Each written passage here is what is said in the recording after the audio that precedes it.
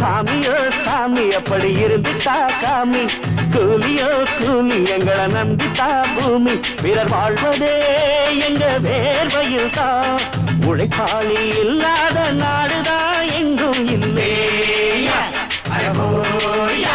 அவன் உழைப்பாலே பிழைக்காத பேருதான் எங்கும் இல்லையா. ஐயா